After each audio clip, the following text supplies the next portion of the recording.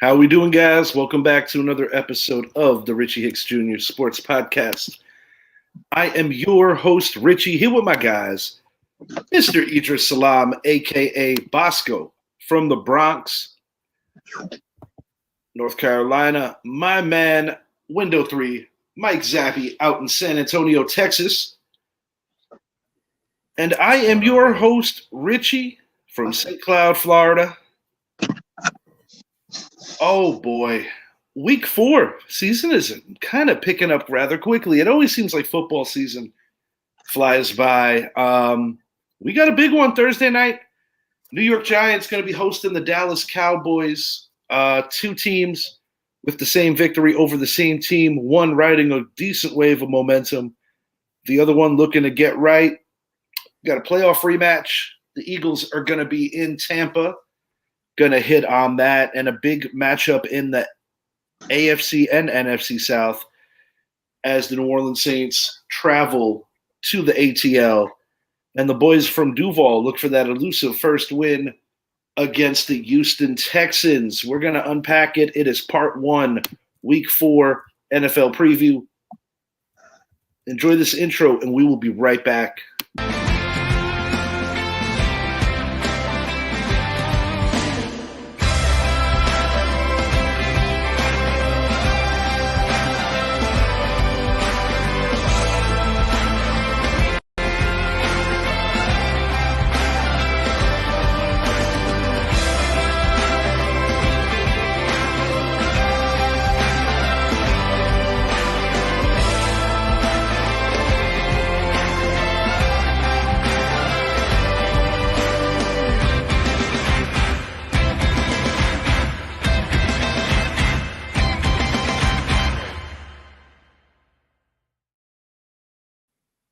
All right, we are back. Richie Hicks Jr. Sports Podcast here on YouTube. I like that, man. Oh, you like the intro? Yeah, I like that. Hey, one thing about this coming weekend is, in my honest opinion, the NFL starts tomorrow. The NFL season. I mean, we've had the first 3 weeks, which, in my opinion, are the preseason weeks. As teams continue to find themselves. But I think now a lot of teams are starting to establish who they are. And now the season begins. Right. Yeah. I can roll with that. Yeah. You're approaching the end of the first month of the season, and this is kind of the juncture of the year where you could start figuring out who is a powerhouse, who's pretending, and then you got to say, okay, who can overcome injuries? Because that's obviously been a big thing, because 2 NFC powerhouses going into the season are nursing some big-time injuries in the form of the Rams and the 49ers. The usual suspects. You got the Chiefs, undefeated. We know the refs were terrible yet again, something that we might touch on the show. You got some surprises. You got a Cincinnati Bengals team that is yet to win a game. However, it looks like their offense is finally clicking. And I said this on a previous show, starting 0-3 in a 17-game slate is no longer a death nail. You have more playoff spots and you have an extra week. So the Bengals are not dead. As terrible as the Jaguars look, nobody's running away with that South just yet. No. In the NFC West, come on.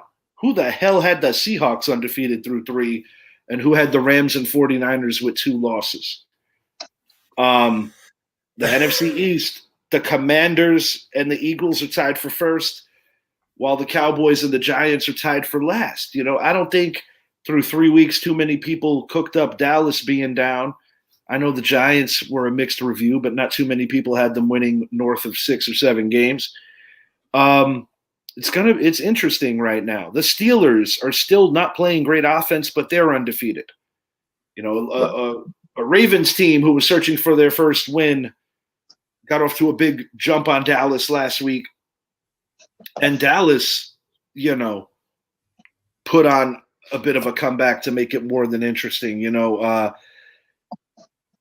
Saints leading the league in scoring through the first 2 weeks against a depleted Eagles team, and the Eagles were able to sneak out. There's a lot going on right now.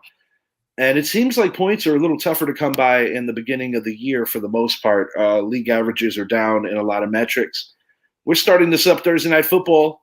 Zappy's Cowboys against Idris and my New York Football Giants.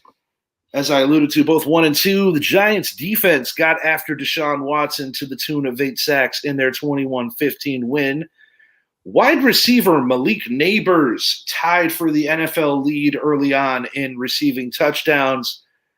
The Cowboys' comeback was too little, too late.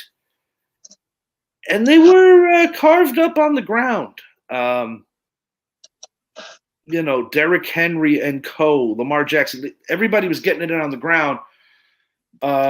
Interesting stat in that game. Mark Andrews didn't catch a pass. His fantasy value was steady plummeting. Ezekiel Elliott outtouched by Rico Dowdell in this game. Mm-hmm. I have a feeling Zeke's going to be a little more involved this week. Key matchups, as far as I'm concerned, it goes without saying that the two matchups of the wide receivers, and if each team's cornerback one will be able to contain them. You're not going to stop Malik Nabers, and you're not going to completely stop CeeDee Lamb. The question is, can they be contained? And will anyone be able to, really win at the point of attack? Because as crazy as this sounds, after playing piss poor defense for the first 8 quarters of their season, the New York Giants are tied with the New York Jets for second most sacks in the NFL. And outside of the guy in window 3, the team that's in front of both of those squads, he's one of the few, Mike Zappe, that saw an excellent Minnesota start and felt that they were a lot better than they were getting credit for. I will give him much praise on that. As the game goes, 2 coaches that have a lot to prove. Mike McCarthy undeniably was on the hot seat last year when they were unceremoniously dumped out of the playoffs by the Green Bay Packers.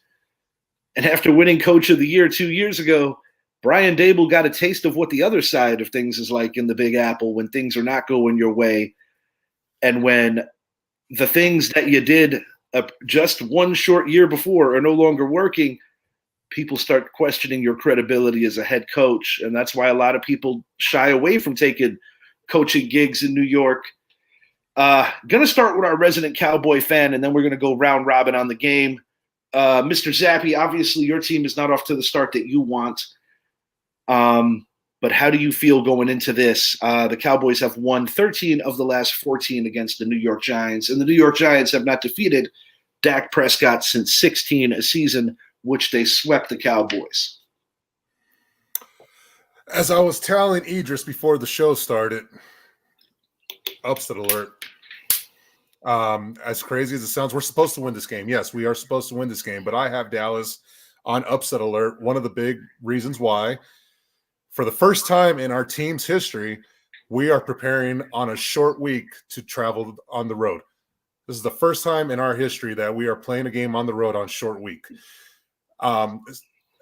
Then you throw into the fact that I think Mike McCarthy is slowly losing the locker room. You see Micah Parsons on the sideline blowing up. You see CeeDee Lamb on the sideline blowing up. These are supposed to be 2 of your leaders. 2 of the guys are going to be highest paid at their position. And one of the big things I see with Dallas right now is obviously we have struggles stopping the run, but there's an accountability issue as well with this team. And there's a little more finger pointing than there is, hey, I need to do this or we need to do this together, that type of stuff. I am hands down nervous about tomorrow's game. I would not at all be surprised if the New York Giants came out on top. What do I think the keys for Dallas to win this game is? I'll tell you straight off the back, you're going to have to double team Malik Nabers. You're going to have to force somebody else to beat you. You're going to have to force the Giants to run the ball with Singletary. You're going to have to force Darius Slayton, who's going to be lined up more than likely against Andrew Booth, as Kalen Carson is expected to miss tomorrow night's game. So you're going to have to bring the safety over the top, and you're going to have to double Malik Nabers. Here's a guy that's on pace to have 200 and some targets this year. He's had 18 targets this past week. I mean, the guy had his coming out party. It was an LSU coming out weekend between him and Jaden Daniels. But when I look at this game, the number one thing you have to do is you have to stop Malik Neighbors and force Daniel Jones to throw the ball to other receivers and force Devin Singletary to beat us on the ground. Offensively, Dallas cannot get off to these slow starts, because if there's one thing, if you look at between the Ravens, the Saints, the Packers, the Bills games, all these games, they have gotten off to slow starts where it forced us to become a one-dimensional team in the second half where, Dak Prescott is leading the league in passing now, but a lot of that's in the second half. And if we're going to do that, I want to see him passing the ball early and spread out the wealth. And this right now, this team seems like more they need to pass to establish the run instead of run to establish the pass, because if we're going to rely on the run first, it's not going to happen. So I want to see CeeDee Lamb, you held out, you got paid. You're now coming up to your fourth game. Like I said, the preseason time of the regular season is over. It's now time for CeeDee Lamb to have those 15 to 20 targets, 10 catch type of game. If there's a defense you need to do it against, it's the New York Giants, especially with Adoree Jackson also out tomorrow. So my X factor for tomorrow night's game actually is going to be Jalen Tolbert. I think he's going to have his first 100-yard game of the year. He had a nice coming out party last week, but I don't think he's done yet. I look at CeeDee Lamb to have himself a good game. I think Zeke will get himself a touchdown, probably another 30-yard game.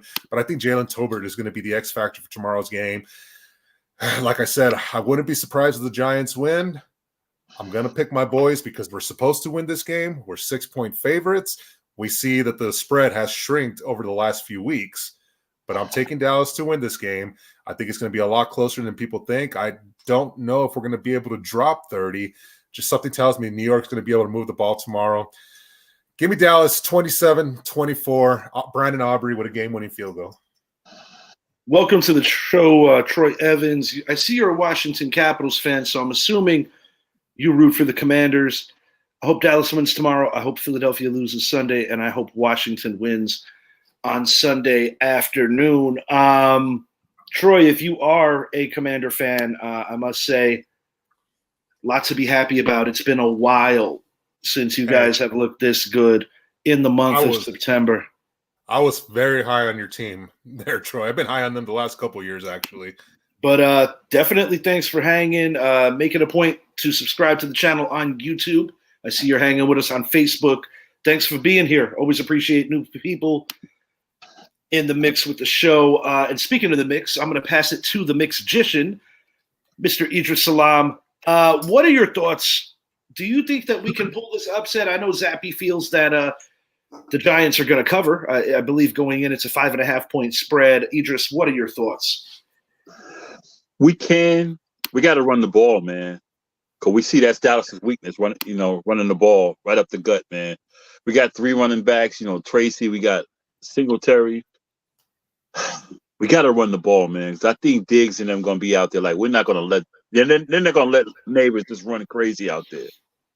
We got to get Slayton involved. We got to get Hyatt involved. We got to get Robert. We got to get everybody involved, man. But I think we got to run the ball. Do I think we're going to win? No, I don't think we're going to win. I think Dallas has the offense to jump on us. They have the offense to jump on us. Their running game is suspect, but I think we're going to get a heavy dose of Zeke for that power. Dardell is not that bad a running back, to be honest with you. I'm going to go 28-13. I know we're at home, but how many more games Dallas are going to look like they don't want to play football? They're not going to be at Dallas know they know what they have to do. They know what they have to do. And yeah, that's a good point, Idris, because right now Dallas doesn't seem like they want to play football. And it might be because they don't want to play for McCarthy. If Dallas loses tomorrow, McCarthy probably has 2 weeks left before he's out the building. I agree. Yeah. Yeah. And after Mr. Belichick is done going on his Cialis run, promoting from far and wide, maybe he just, waits for the interim coach to be done doing what they do. And, Mr. Belichick might be taking over. I still peg Belichick for this Cowboys job if things don't go to plan. Am I going to lone wolf this motherfucker? I don't know. Okay. What the Giants have to do to win this game, it goes without saying that, number one, Devin Singletary cannot have a third consecutive game with a fumble. However, he has been running the ball well, and Dallas has struggled against the run in the early going. I have praised the Giants' offensive line in the early going of the season. I expect that they will be ready for the challenge. Mm-hmm. I do agree with Zappy that the Giants are going to move the football as well. My genuine concern is not just the absence of Adoree Jackson, it's also the absence of Drew Phillips. That giant middle, if they are not able to generate a pass rush, concerns me very much so. But I do think the Giants are going to get after Dak Prescott, not at the frequency that they got after Deshaun Watson. And I also have more faith in Dak Prescott if he's under pressure than I do Deshaun Watson. Having said that, I'm going to take the Cowboys to win this game as well, mainly on the strength of the fact that it's going to take more than Malik Neighbors. If Wan'Dale Robinson shows up and has a game, perhaps the Giants do pull off the upset. I'm going Dallas 23, Giants 20. I want to pick my team, but I don't think we're going to win. And it's going to make that week 2 debacle with the no kicker be all the more annoying. Cowboys by 3. It's going to be a fun game to watch.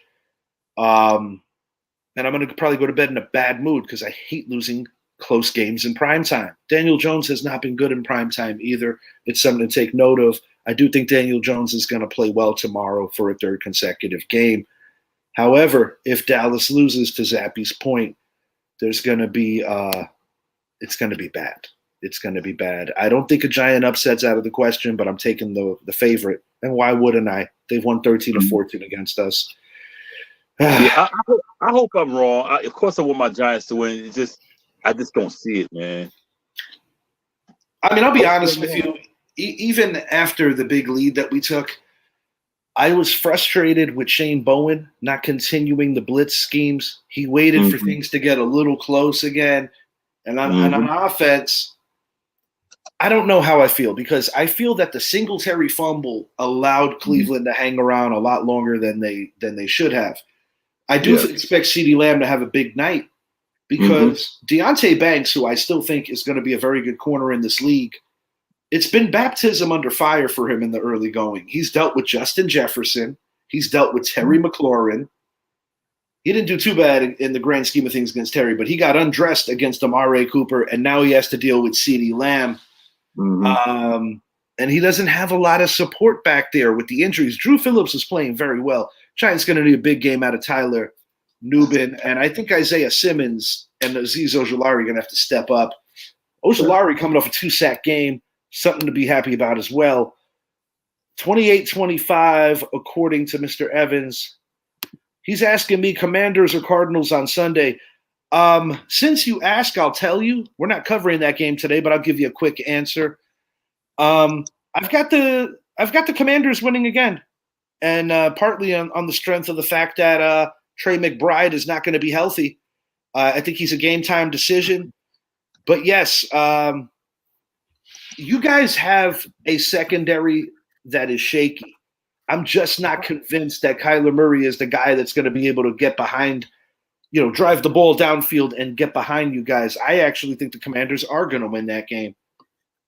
I'll give you a big reason why, too. Arizona's got one of the worst defenses in the NFL, and Mr. Cliff Kingsbury is going to have Jaden Daniels cooking against that defense. Paul Peters, that would be Andy Reid, sir, that gets erections off of cheeseburgers. It's hard to take a grown man serious that has an animal as a koala bear, too. Yeah, koala bear. All right, Paul. Let me know how your next Diddy party works out. Right on. Damn, dude. On some troll shit. Yeah. But as they say, hate is subject to the eye of the beholder. It's also bit of a form of Is he a Red Sox fan or something? I don't know who that clown is. Oh, he just somebody came out of nowhere. Yeah, public. At least they were in, Anyways, Tampa Bay Buccaneers. But before we go further, the nerve of someone talk about erections with the last name Peter. Yeah, right. As you were saying. Don't come on here starting none, because we got you, homie. We're here with the shits. Go ahead. Philadelphia Eagles at 2-1, heading over to Tampa Bay to take on the 2-1 Tampa Bay Buccaneers. The Buccaneers coming off a very disappointing loss to the Denver Broncos. The Eagles won a huge game in the Big Easy, highlighted by Saquon Barkley's huge touchdown run. And it got real testy out there in the Big Easy. They took liberties on Devontae Smith, and nobody hates the Eagles more than I do, but that was really shitty.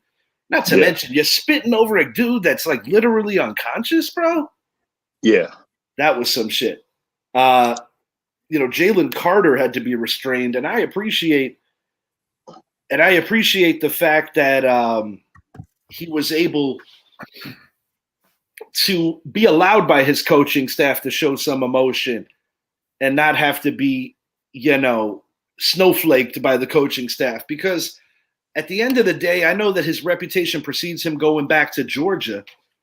But at the same time, it's like you're defending your teammate and you're giving a little bit of medicine back because, New Orleans, I think, underestimates how serious the Eagles fan base is when it comes to just getting grimy if they have to. And while I'm the furthest thing from an Eagles sympathizer, New Orleans fan base and the players to a level, they kind of got what they deserved in the way that shit played out. The Eagles are showing some good resolve right now. They're going into this with no Devontae Smith, no A.J. Brown. You got Jahad Dotson and the rookie Johnny Wilson leading the way, along with former Giant, former Colt, Paris Campbell. The Buccaneers, I don't know if it's one of those trap deals where you're looking ahead, potentially looking ahead to your next game. Mm-hmm. But I like Tampa in a close one here. I think Tampa's going to bounce back. It's a little difficult for me to see Tampa losing consecutive home games in back-to-back weeks. And I think Jalen Hurts is going to have a rough one here.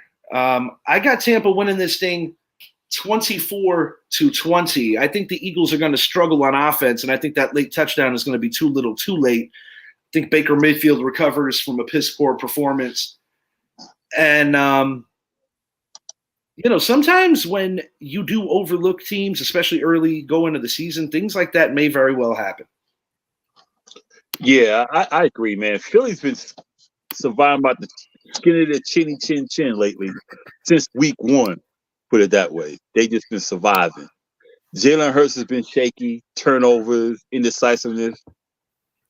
I think the real Jalen Hurts is coming out. We're seeing what he does when he has to do stuff.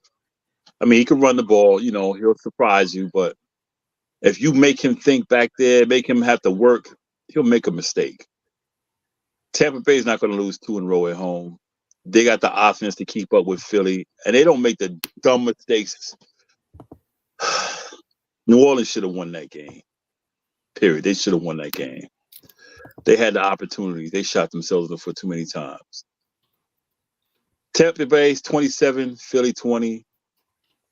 Hurts drops the ball 2 more times on the ground. Well, I give him 2 turnovers. I think Saquon hits another 100. I think he's gonna do his thing. But Tampa Bay, man, I think that's enough for Philly. All right. And trying to come back down to earth. They did end their season there last year as well.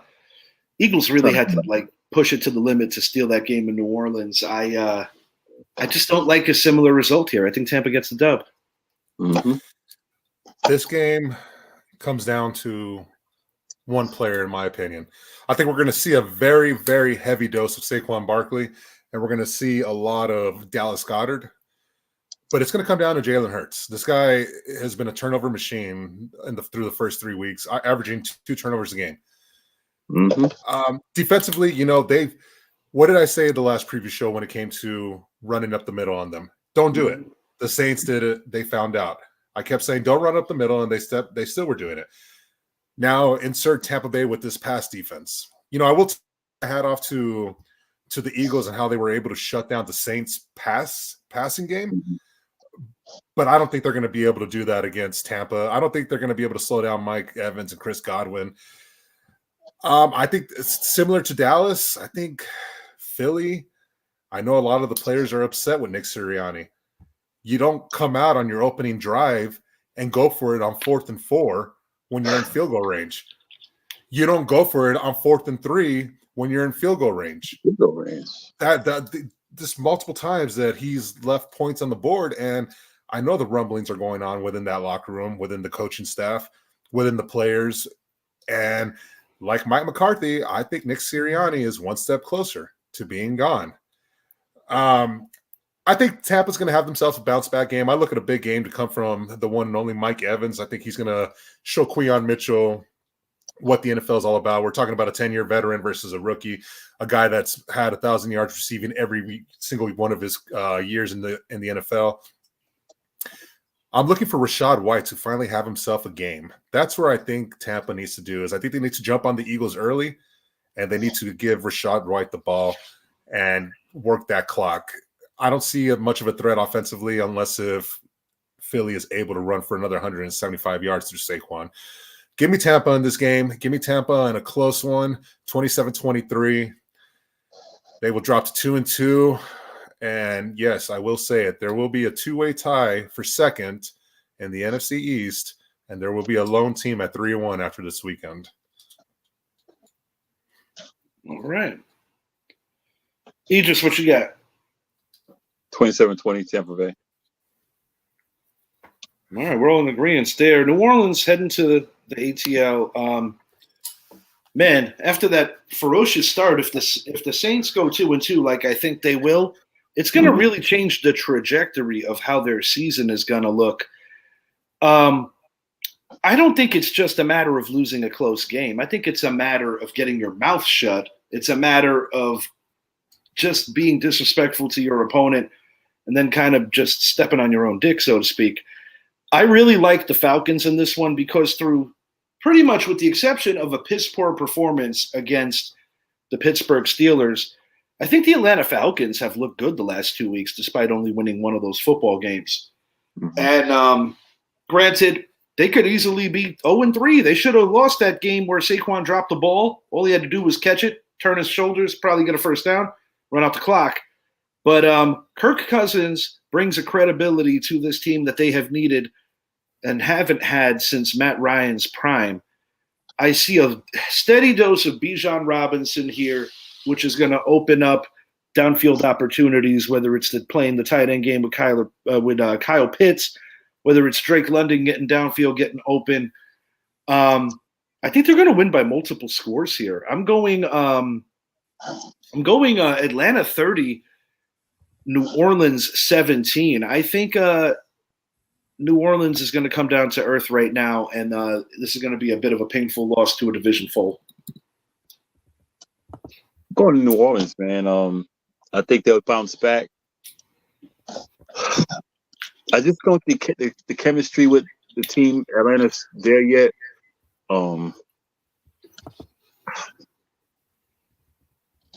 Philly just got a good defense, man, and I think that's what happened with New Orleans last week. But that defensive front, they played their ass off. I don't see Atlanta having the same type of success Philly had, and but Atlanta's going to have to run the ball with Bijan and Algiers. I'm gonna go 30-20 New Orleans. Before I pass it back to Zappy, one other thing I just want to mention. Part of the reason why I like Atlanta is because I think after knowing in more than a couple of ways that the referees did you no favors against the defending two-time in a row world champions, I think the Falcons have a decent amount of confidence right now. I don't think they are phased with a couple of regular season losses in the first 3 weeks. And when you go blow for blow with the Chiefs, even if you come up short, there's more to take home that's positive than negative. And that's part of the other reason why I like these Falcons. But Zappy, go ahead. Falcons are right where I thought they would be after 3 weeks, 1-2. And I still think they're going to win this division. This is a huge rivalry game in the ATL. And as my guy, Dr. Falcon out there in Atlanta, I'm with your boys, boy. I mean, I think Atlanta's going to pull this one off. I think it's going to be a close, hard-fought game between both teams. Mm-hmm. But when I look at the two teams, I like what I see more from Atlanta than I do from New Orleans. Yes, New Orleans dropped 44 on Dallas 2 weeks ago, but right now it looks like everyone's going to drop a lot of points on us. But then I look at what they did against Philly, a home game, a game they should have won, didn't. Here comes the mental aspect of it. And then here comes the part of Derek Carr. Which Derek Carr are we going to see this weekend? Are we going to see the guy that passed for around 100 yards, or are we going to see a guy that was in the MVP talks after 2 weeks? I think we're going to see the other way around. I think Atlanta's defense is going to be able to shut down Derek and shut down these receivers. I think Atlanta's going to win a close one. I think we're going to see a heavy dose of Bijan and Tyler Algier. Drake London, I think he's going to have himself a touchdown again, a couple of critical catches in this game. But give me Atlanta 20-17 and what will be a great game, in my opinion. Hang on 1 second. I gotta check this idiot. I already blocked him, but I just want to say this. Paul, I'm sorry that I didn't stick around to be your stepfather. He would have, but he said he didn't want to follow after me. I'm sorry. Paul, I'm sorry. I'm sorry, buddy. Grown man, koala bears. I don't know what you're into, bud, but keep it moving, man. You're an asshole. Yeah. Tell your mama I'll be by later. All right.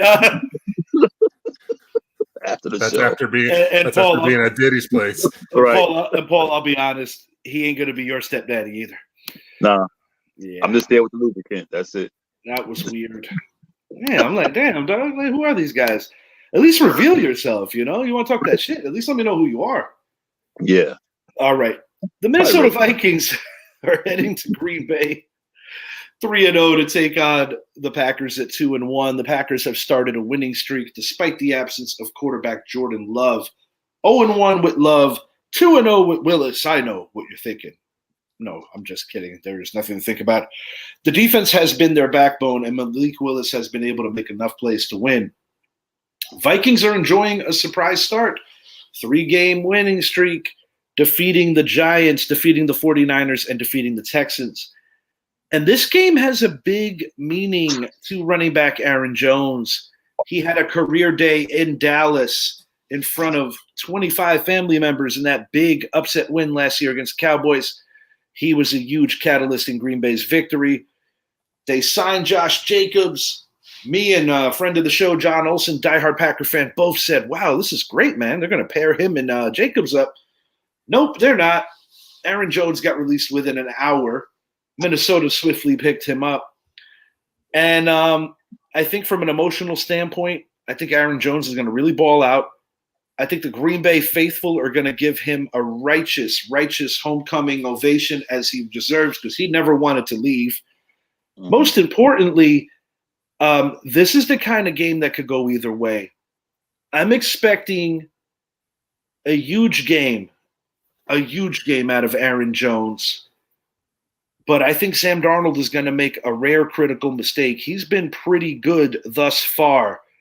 I think Green Bay gets outplayed, but I think they stay in the game long enough to steal it. I've got the Packers winning this thing 20-19. What good is that? Yeah, Minnesota's been one of those real feel-good stories so far of the year, 3-0.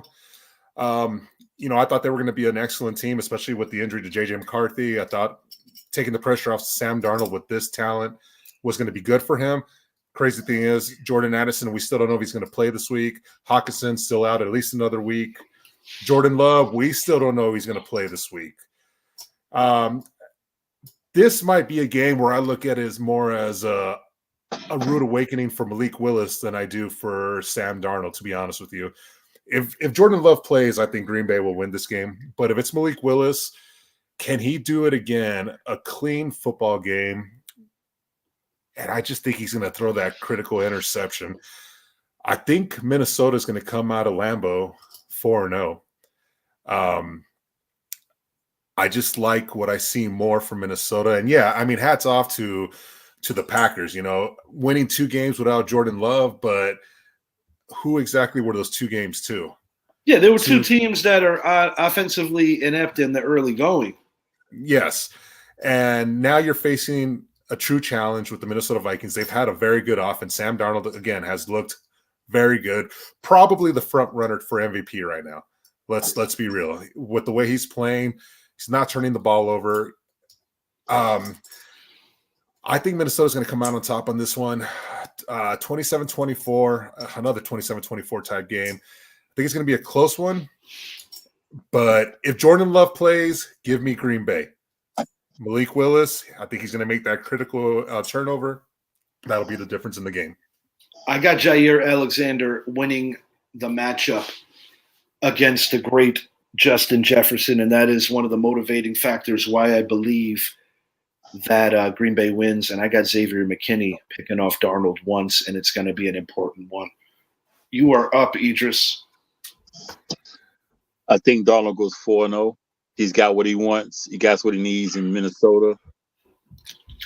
I think Malik Willis is going to put one in the air, and it's coming back the other way. He might put 2 up there.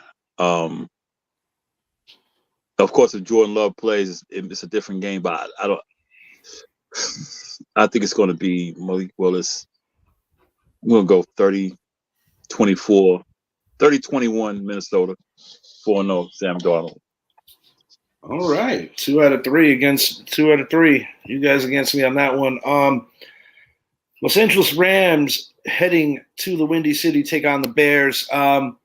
Bears got beat last week, but I think there was some hopefulness in the sense of Rome Odunze having his best game as a pro. And even though Caleb Williams did throw 2 picks, from a yardage standpoint, it is also, on some metrics, his best game as a pro in the short sample size. DeAndre Swift has had a hard time getting going. Yards per carry, yards per game, just in general. And when Herbert is still hanging around and taking some of your carries, it means that you're not doing your job because that guy's been buried for a while. No Keenan Allen again, as I would presume. I think Rome Odunze still paces the Bears in targets. I think Cole Kmet potentially has a big one. But I don't like the Bears to win this game despite Los Angeles's injuries.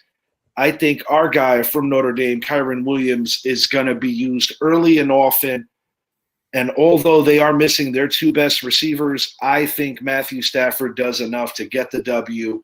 And I think the Rams defense does enough to hold some of those Chicago drives to 3 points that could ultimately be the difference. It's going to be close, but I got the Rams winning one, possibly super late. 24 Rams, 23 Bears. Rams improve to 2-2. The Rams were down 14-0. 14-0 last week against the 49ers, and they outscored them 27-10 after that, winning 27-24. They did that without Puka. They did that without Kupp. Those are things that tend to carry over, especially when you're going on the road to face a rookie quarterback who is 1-2 in his career. You're welcome. Will Levis sends his "you're welcome" card to him. But when you look at this Bears team, there has been absolutely nothing that tells me that they're going to be able to win this game. And yeah, you say DeAndre Swift, buddy of mine, Tim Coyle. The biggest issue that's bothering the Bears right now is their offensive line and their inability to block during the run game or passing game. I like the Rams to go into Chicago. I think whenever you're a team that is able to overcome a big lead to the NFC champs, to the Super Bowl runner-ups, and go out and steal one the way they did, that tends to carry over, in my opinion, especially with a guy like a Matthew Stafford who's been doing this for a very long time, with weapons, without weapons. Give me the Rams to win a close one. I'm going to go with a lower scoring game. I'm going to go with a 17-13 type of game. Caleb Williams needs to show me more. He needs to show me that he can beat a team. And until he does, I'm not picking him.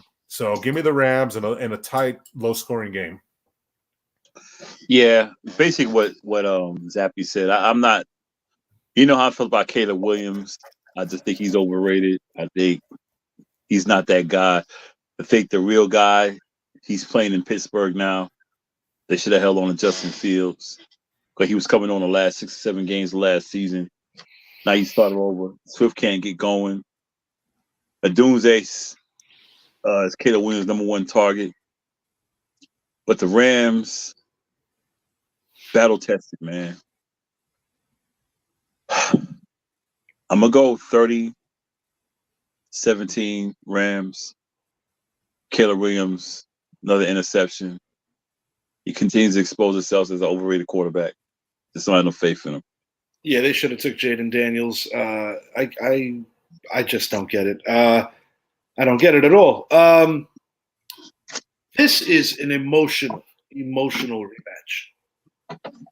You know, a guy staring down his former franchise. It's Andy Dalton against the Cincinnati Bengals. I know, you can't build this up no matter how hard you try. The Panthers finally got a win as they turned to the veteran Andy Dalton. Shocking win over the Raiders that really drew the ire of Raiders head coach Antonio Pierce. The Bengals seem to have found their offense, but their defense is nowhere in sight. Jaden Daniels, we saw what he did, really studying out on the national stage on Monday Night Football. The Panthers cannot score enough points to keep up with the Bengals, even if the Bengals are playing half-assed. I got the Bengals winning this thing 27-13. Andy Dalton is going to lead an 86-yard drive to the 5 before getting picked off on a slant route and out and just taking it all the way back as Andy just goes through a long jog of memories of what could have been.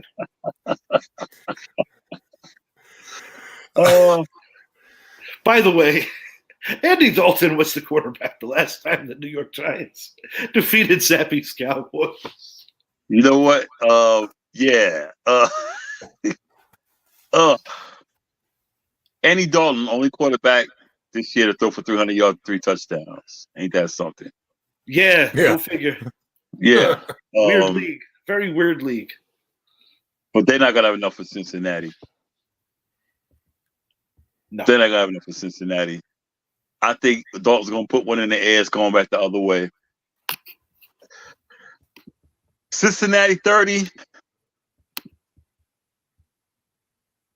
Panthers 17. And I'm being generous on that 17. Yeah, Dalton after this game likely gets re-replaced by Bryce Young. I'm just kidding. I think they're going to keep him sitting for a little longer. Yeah, I think Bryce is on the bench for a little while. But in the event that he does, perhaps a meeting with Miss Peters can cheer up the young lad. After all, he did just lose his girlfriend. Yeah. Ain't that a bitch? If you when he was little, I bought him a koala bear. I think it's just so profound that, he remembers me like that. The binoculars, let me stop. Go ahead, Zach. Look, this is if you ever want to put the emphasis on a must-win game, this is it. Oops, my bad. I didn't mean that. No. That's great timing. I was trying to see who we Yeah, I'm gonna look into that after. I couldn't find them. I looked on the Beast. I couldn't find them on the Beast. So it's got to be someone. Anyways, he's got a koala as. Let's keep this moving. But no, I look at this Bengals team that they're 0-3, but this is the same team that could easily be 3-0. And that's the crazy thing about this Cincinnati Bengals team is they haven't figured out a way to close games yet. And, against the Patriots, against the Chiefs, and most recently against the Commanders on Monday Night Football. They cannot figure out how to close games, and they need to figure it out. If Brian Burns was still in Carolina, I would say, hey, Amarius Mims is going to have himself a tough time. But he's not. And of course, we know that Derrick Brown is out for this game. Adam Thielen is out for this game. Yeah, I don't. The spread is 3.5 points. I think Cincinnati's got to come out hungry. I think it's laughable that it's only 3.5 points. Yeah. Give me Cincinnati. Idris, you said 30-17. I almost had that same exact score, except I have 30-13. I think Joe Burrow is going to have himself a 3-touchdown game. He needs Jamar and T to really tee off. See what I did there? Yeah. And Andy Dalton every year, especially since he left Cincinnati, he's good for a couple of wins. I can tell you because I witnessed it myself. Mm-hmm. But this is not going to be one of those games. As much of him playing against his former team, as much of that goes into it, I just think Cincinnati's a much more dominant, much more better team. I don't think their 0-3 record really symbolizes the type They're of team the they best are this year. 0-3 team in the NFL right now. I mean, think about it, dude. You barely lose to the Chiefs. You barely lose to the Commanders. And in week 1, that was the dubious one where you couldn't get out of your own way against the New England Patriots. Yeah, and if you look at that Chiefs game, it came down to a 4th and 16, which resulted in a pass interference play that put the Chiefs in position to win the game. Indeed. The Commanders game, very questionable calls in the last 2 Chiefs games. No doubt about that. And the Commanders game, I mean, I don't think anyone was expecting Jaden Daniels to have that type of game, but he did. He had his coming out party. And it was at the benefit of the Cincinnati Bengals and Slim Shady Mr. Joe Burrow. And that's the other thing. The Bengals are 0-3 since Joe Burrow has had his hair dyed. Yeah, that's an interesting point. Yeah, it might be worth dyeing it. Maybe you should dye it orange. But yeah, I think the Bengals are going to come out on top on this one, 30-13. If they lose this game, their season is over, especially if they fall 4 games back. They can't afford to fall any further back on Pittsburgh. They can't afford to fall any further back on Baltimore or even Cleveland if all of those 3 teams win. But yeah, give me Cincinnati to 30-13. And Carolina, I don't think Bryce Young is going to come back into that starting lineup. I still think he's going to be traded by the deadline and give him that fresh start. I think what we're seeing with Bryce Young is the same thing we saw with Trey Lance. Same thing that we're probably going to see with other quarterbacks because of what we're seeing now in the NFL today. For the sake of entertainment, sorry to interrupt you, do you deal him to Philly so he and Tyrese Maxey could kind of be closer to each other? Why not? Why not? If there's a place I think he'd go, there's only 2 places that make sense to me, and one of them's in Miami because Mike McDaniel's system, and the other one is why not the Rams because Sean McVay is. Miami makes a lot of sense if you ask me. Cincinnati wins if they wear their Siberian Tiger uniforms. Not quite as impressive as the koala, but you know. Oh yeah. Same colors though. That guy. Pittsburgh Steelers are undefeated. The Indianapolis Colts are 1-2, but the Steelers' offense has not been very impressive. Justin Fields did have his best game, but it wasn't, saying much considering how pedestrian his first 2 were. Steelers' defense has been truly excellent, and although their offense is a work in progress, as I already stated, best game, I'm not buying the Steelers' offense just yet. And the thing is, the benefit that the Steelers have going for them right now is that they haven't had to deal with like a high-octane offense yet. And it's kind of playing into their favor. This has the same kind of write-up for the Steelers to go 4-0. However, they're going to catch their first loss of the season. The Indianapolis Colts are going to win this thing. And I expect Indianapolis's defense to rise to the occasion here. I think you're going to see a low-scoring affair. I've got the Colts winning this thing 17-13. 17-16. I think we're in for a very low-scoring game. Yeah, I'm gonna go 2017 Pittsburgh.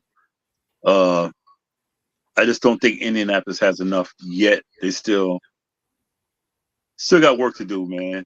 JT's running the ball though. That's another thing that I feel decently about. I think JT might have one of those signature games that kind of is the difference. And the other thing too, Pittsburgh's running game is kind of confusing right now. You know, Cordarrelle Patterson's going to get more opportunities because of the injury to Jalen. Excuse me, I had a little brain slip there. Who backup's name, Zappy, for the Steelers? Jalen Warren. Sorry. Well, Warren's out. Warren's not going to be active. Najee Harris, to me, looks like a shell of himself in the grand scheme of things. Their offense in general is just not that impressive, guys.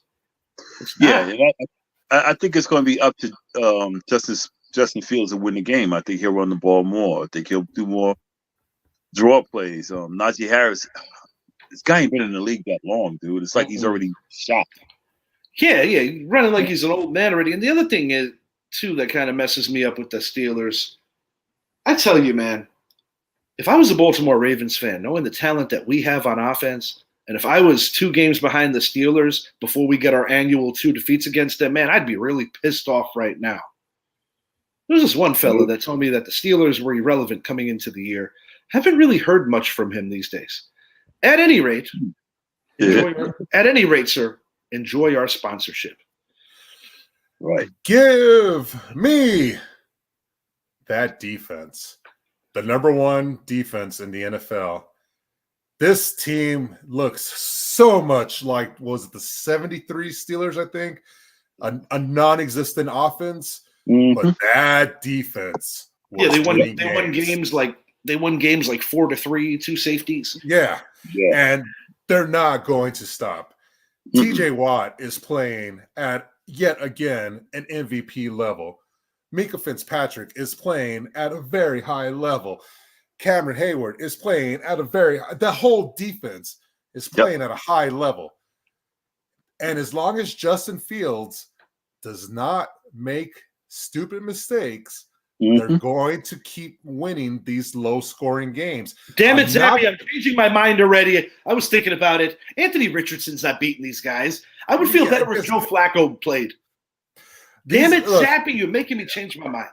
Look, this is definitely a trap game. Don't get me wrong. This is a trap game, but the Colts have not shown me enough offensively to say that they're going to be able to do it against this defense. You know, if they're not the Steelers defense. Look, the Steelers have yet to allow a team to score more than 10 points.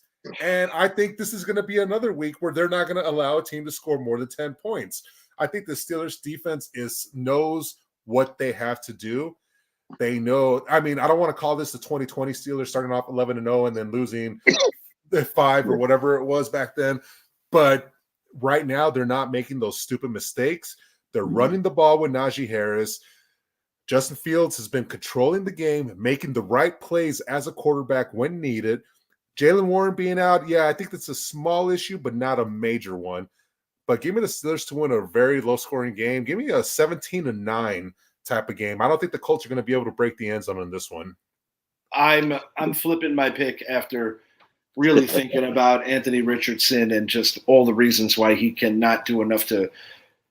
What do you think Chicago's thinking right now? I think Chicago watching Justin Fields slowly but surely get acclimated in the offense, got a 3-0 record. I think Chicago doesn't feel comfortable with the idea of having the right guy at quarterback, even when they have the right draft capital to finally get one.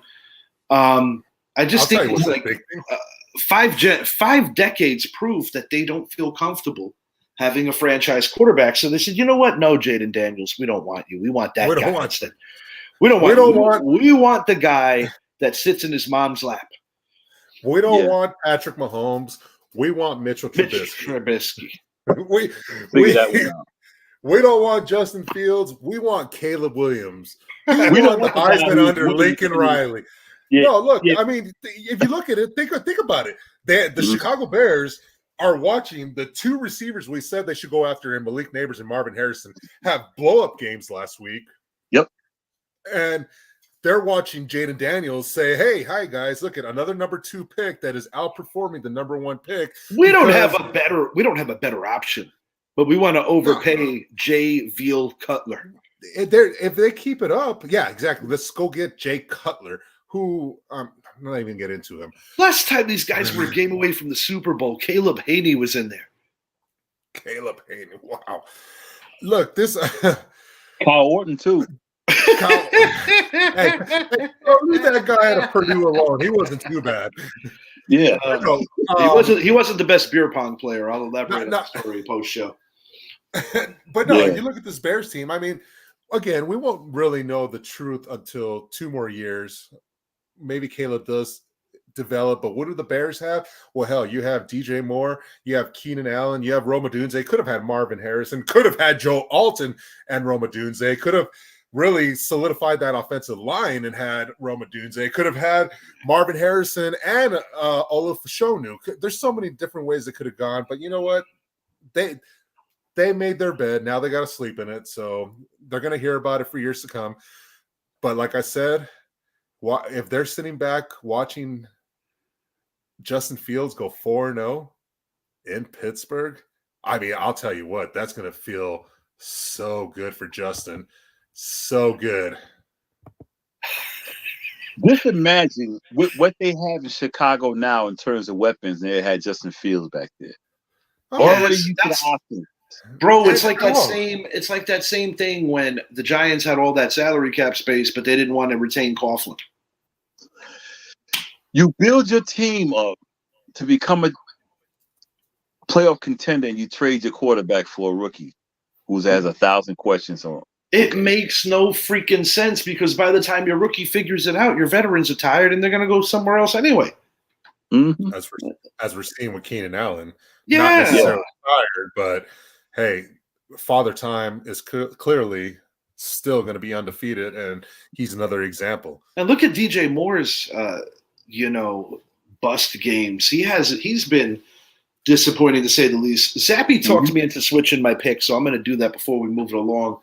Pittsburgh Steelers 20, Indianapolis Colts 10. The Colts will drop 10 on them. Final game of part 1. We've got 2014 Pittsburgh. I'm taking 3 points off 2014 Pittsburgh. We've got the winless Jaguars going into Houston to take on the 2-1 Texans. What these two teams have in common is they're both coming off some severe ass whoopings. The Jaguars quite possibly had the worst showing of all of the NFL teams in their 47-10 loss against the Buffalo Bills. Josh Allen essentially did whatever he wanted to do. Mitchell Trubisky, the former Chicago Bears great, came in mop-up duty. At no point ever in this game that I feel that the Buffalo Bills couldn't do what they wanted to do. And the one time that they punted and the other couple of times where they had to settle for field goals, I literally feel like they were bored. That is how good the Bills are playing. As the Jaguars go, I've seen certain people make comparisons with Bryce Young to Trevor Lawrence and saying, why did he make it past year 1? Well, 2 words, Urban Meyer. The Jaguars are smart enough to realize that they made a horrific decision to bring in that circus, as well as when Urban Meyer decided to bring in Tim Tebow, which was an insult to every player in that locker room. I have nothing against Tim Tebow, nothing at all, but he had no business being picked up. And even under Urban Meyer, Lawrence showed some promise, but you could tell it was a coaching thing to where Bryce Young has just looked poor. Yeah, and people are questioning why did Lawrence get paid, similar to DJ. They got paid after they went to the playoffs. Right. So there's a couple of ways to look at all of it. And also when you look at Bryce Young and Andy Dalton, I mean, Dave Canales is a quarterback coach, and the fact that Bryce Young has not been able to do it yet, I'll just say that. Do you think in any way, before we dive into this game, that Doug Peterson is in trouble of losing his team completely and getting fired? I don't think so. If they have another 47-10 type showing, if they get whipped like that again, absolutely. But I mean, I will say this: there's nothing that has told me Houston is the more dominant team because you snuck away a game against Chicago, and you snuck a game against the Colts, and then you got annihilated at Minnesota. I mean, to the tune of one touchdown. With all those weapons they got. With all those weapons, and look, the closest they got to covering Jefferson was Diggs taking his jersey. Yeah. I will say this: Houston, upset alert. Yeah, me too. I think Jacksonville is going to come into Houston and steal this one. Hey, we picked Jacksonville to win this division, so I'm standing on it for now because nobody's been that impressive. I picked Houston for the division. It's the Jaguars got themselves a butt whooping, but I think that's more credit to who this Buffalo Bills team is. Yeah. Also, all the stuff that Buffalo kept hearing leading up to that game was Jacksonville has your number, Jacksonville has your number, Jacksonville has your number. And Buffalo needed that big win. Because then I think we all know Buffalo is probably the team that's going to challenge Kansas City. Just right now in the early going, they're the team that's probably going to challenge Kansas City this year. And will they do it? I mean, time will tell. But now when we fast forward to Houston, I thought Houston was going to take a step back this year. And there has been nothing that shows me that their 2-1 record is a reason why they should be one of the feared teams in the AFC. There's nothing that has showed me from this team. And although Jacksonville is 0-3, I mean, their other 2 losses were not necessarily bad losses. They won. They had the games won. Yeah, they had those games won, exactly. I think this Jaguar team is more of a 2-1 team and not an 0-3 team. But of course, their record doesn't show that. And I think Jacksonville's going to go into Houston, and I think they're going to punch them in the mouth early. I said before the season started, I think Houston's going to take a step back, and I thought Jacksonville was going to take a step forward. 0-3, there's only been one team that started off 0-3 that made the playoffs. Not saying Jacksonville can do it, but I don't think this division is going to get a team with more than 10 wins. That's the honest truth. And I think the Jaguars right now, especially with the fact that it's a 17-game season, the Jaguars can close the gap. And in order for them to get going, because if you look at their schedule after Houston, it becomes very, very winnable. And I think this is the game they need to get it started. You win against Houston, and all of a sudden, you got Indy, Chicago, New England coming to town, as well as Green Bay. 4 consecutive home games that they could turn their season around, and I think it starts this weekend. Give me Jacksonville 27-20. Trevor Lawrence, I think he's going to have himself a good game. I think they're going to be able to get the running game going with Tank Bigsby as well as Travis Etienne. I think their defense is going to come out. We're getting to the quarterback, getting pressure on C.J. Stroud. But ultimately, I think C.J. Stroud's going to make that critical turnover. And I just think Trevor Lawrence is going to outplay him this time. Not to mention, likely no Joe Mixon, which doesn't bode well for Houston, assuming Cam Akers gets another start. They got their ass handed to them. They got their ass handed to them in a big way. So while the Jaguars are going through their own struggles, I do think Trevor Lawrence is going to have that kind of game as well, Zappy. Give me a 27-23 victory for the dudes from Duval, and that interception you're talking about, I have it going down in the final 2-minute drill. Let's go 3 for 3. I'm going with the boys from Duval. I'm going to go 28-24. I think Trevor Lawrence will pick his game up this week. I think Travis Etienne. I'm stuttering. I think they'll get their run on. I think C.J. Stroud will make that mistake too. No Mixon. Yeah. One game, the division's changed all over. Yeah, nobody, as we all stated, nobody's running away in any metric. Jackson gets it right this week. They get it right this week. They got to. Yeah. Fellas, before we get out of here, non-sports related, something went down in Missouri that really drew my ire. Man that was prosecuted for a murder that he vehemently claimed he did not commit. Ultimately, the prosecutors pleaded with those in office out there to protect him from dying in death row. They had a project for him. Lot of DNA fallacies that were not taken into consideration, but yet you still go forward. To say I'm disappointed in the justice system would be an understatement. I feel that there's too much gray area in this particular case. Idris, if you wouldn't mind elaborating before we sneak out of here. Yeah, he's convicted of a murder where laptop and stuff was stolen, and that he admitted he had the laptop, but when they looked at the DNA evidence, they said there's no way he could have committed this crime. And when a prosecutor is fighting for you to get off death row, that should tell you something. They said, look, the evidence, and it's about as long as you prove reasonable doubt, that's enough to overturn a conviction or whatever, or get a new trial. And they presented reasonable doubt. They said, look, the DNA does not match up with this guy. Nothing matches up with this guy. But what truly kills me is that the governor just threw shade to the whole situation. Yeah. And I mean, you had quite the push to get this thing overturned. And I just feel that it's really disappointing that yet again the justice system fails the people. Yeah. And when you have the proof there, you gotta, I don't know, man. When did this happen? I mean, in the midst of a presidential election as well as the P. Diddy issue, I haven't heard anything about this. The crime happened 20 years ago, but they executed him yesterday. Well, yeah, Keith Woolridge. He was Keith Woolridge had posted this on his personal page yesterday, our man from the NFC Beast, and he and I spoke about this briefly off air.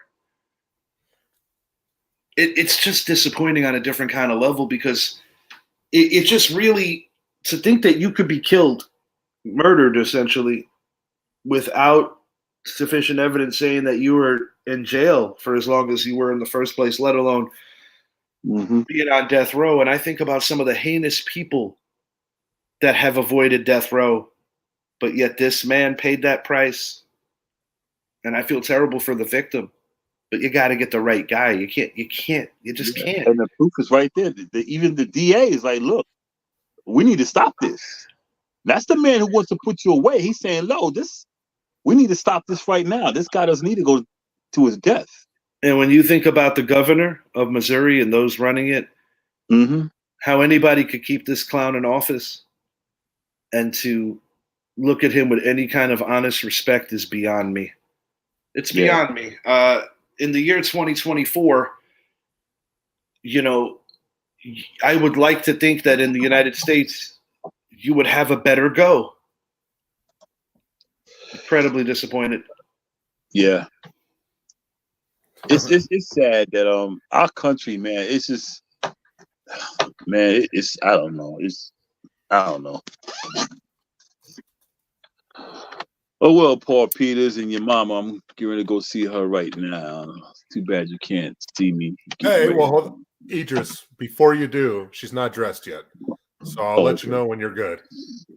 Oh, okay. That's why I had the binoculars. At any rate, for Mr. Zappi and for Idris Salam, I am your host, Richie. Thank you guys for hanging out late with us tonight. Part 2 will be coming out in just a couple of days. I am going to go into the living room and reclaim my place as my lady and the little one are both unconscious on the couch. I'm actually in my little guy's room today, over here doing the show as he crashes out. As you can see, the Bavaro has been replaced. Got a little. It might be a good omen for you to sleep in there. I mean, not even about omens. It might be my only choice. It's not a bad choice. Nah, bro. I got the TV in here. I got the fan. It's actually quite hooked up, and I got enough Giants memorabilia in here. Until next time, we out.